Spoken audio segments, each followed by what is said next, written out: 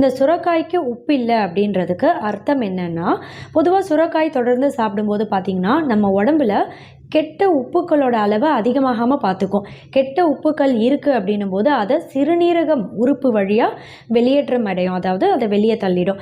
இதோட மட்டும் இல்லை, சிறுநீரகம் உறுப்பு ரொம்ப ஆரோக்கியமாக செயல்படும். கிட்னி ஸ்டோன் உருவாகக்கூடிய வாய்ப்பும் ரொம்பவே கம்மி தான். யூரினரி ட்ராக்ட் இன்ஃபெக்ஷன் அப்படின்ற சிறுநீர் பாதையில் தொற்று எதுவும் ஏற்படாமல் தடுக்கும். ஒரு சிலருக்கு பார்த்திங்கன்னா யூரின் போகும்போது எரிச்சல் அதிகமாக இருக்கும். இன்னும் சிலருக்கு பார்த்தா ட்ராப் பை ட்ராப்பாக யூரின் பாஸ் அவுட் ஆகும் இல்லையா? இது மாதிரியான பாதிப்பு இருக்குது அப்படின்றவங்களுக்கு அந்த அறிகுறிகளை கம்மி பண்ணுறதுக்கு இந்த சுரைக்காய் ரொம்ப ரொம்ப உதவியாக இருக்கும்.